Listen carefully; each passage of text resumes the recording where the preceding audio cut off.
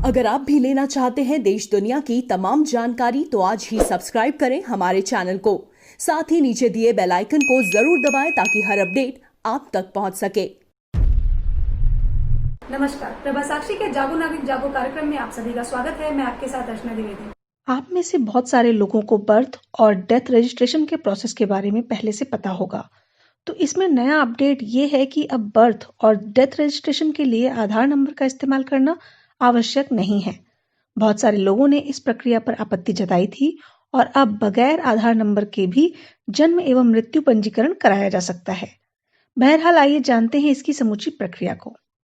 देश भर में कहीं भी किसी बच्चे का जन्म होता है या परिवार के किसी सदस्य की मृत्यु होती है तो इसकी जानकारी आपको जन्म मृत्यु रजिस्ट्रार ऑफिस में कराना जरूरी होता है। गांव इत्यादि क्षेत्रों में ग्राम पंचायत कार्यालय और अगर आप शहर में रहते हैं, आपका मकान शहरी क्षेत्र में पड़ता है तो नगर पालिका या नगर परिषद अथवा नगर निगम ऑफिस में इसे दर्ज करा सकते हैं। कई लोग आज भी जन्म मृत्यु प्रमाण पत्र बनवाने को बहुत गंभीरता से नहीं लेते हैं, तो उनके लिए यह समझना जरूरी है कि कानूनन ये बहुत जरूरी प्रक्रिया है जिसे आपको समय रहते पूरा कर लेना चाहिए।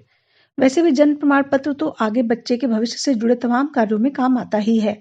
जैसे अगर किसी स्कूल में प्रवेश करना हो तब जन्म प्रमाण पत्र की जरूरत पड़ती है। इसी प्रकार से चाहे ड्राइविंग लाइसेंस बनवाना हो, पासपोर्ट बनवाना हो या कोई जीवन बीमा पॉलिसी लेनी हो या फिर दूसरे राशन कार्ड या सामाजिक सुरक्षा कार्यक्रम में भी लाभ लेने के लिए इसका प्रयोग किया ही जाता है।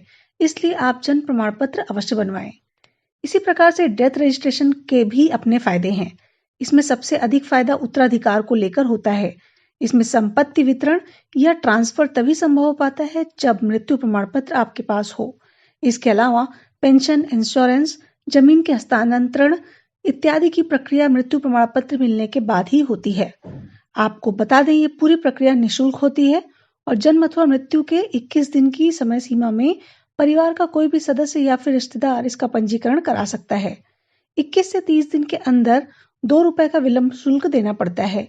तो 30 दिन से 1 साल के भीतर पंजीकरण कराने के लिए आपको नोटरी पब्लिक से सर्टिफाई कराकर जिला सांख्यिकी अधिकारी या फिर अतिरिक्त जिला पंजीयक यानी विकास अधिकारी से शपथ पत्र साइन कराना पड़ता है।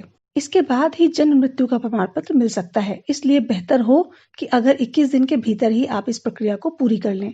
हालांकि घटना कितनी भी पुरानी हो, जन्म मृत्यु पंजीकरण अधिनियम 1969 के नियम 9(3) के मुताबिक उसका रजिस्ट्रेशन कराया जा सकता है। अलग अलग राज्यों में अलग अलग वेबसाइट पर यह प्रक्रिया ऑनलाइन भी की जा रही है, पर मूलतः सभी जगह नियम एक ही हैं और अब तो इसके लिए आधार कार्ड भी अनिवार्य नहीं है। बताते चले कि registrar general of India RGI ने साफ किया है कि जन्म और मृत्यु पंजीकरण के लिए आधार नंबर कतई अनिवार्य नहीं है। इतना ही नहीं, RGI ने ये जानकारी एक RTI के जवाब में दी और सर्कुलर जारी करते हुए कहा कि अगर कोई व्यक्ति अपनी इच्छा से आधार नंबर देता है तो यह सुनिश्चित करना होगा कि किसी भी सूरत में आधार का प्रिंट आउट ना लिया जाए और जन्म मृत्यु डेटाबेस में पूरा आधार नंबर स्टोर ना हो। सर्कुलर में साफ साफ कहा गया है कि किसी भी हाल में आधार नंबर ना तो डेटाबेस में स्टोर किया जाएगा, ना ही किसी दस्तावेज पर प्रिंट किया जाएगा। आवश्यकता पड़ने पर आधार नंबर के पहले 4 अंक ही प्रिंट किए जा सकते हैं। जाहिर तौर पर यह एक बड़ा साफ आदेश है।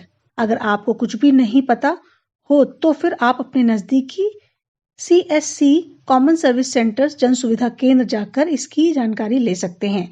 वहां राज्य के हिसाब से आपको एग्जैक्ट जानकारी मिलने की पूरी संभावना है। उम्मीद है आपको वीडियो पसंद आया होगा। फिर से किसी नई जानकारी के साथ मुलाकात होगी। तब तक के लिए धन्यवाद।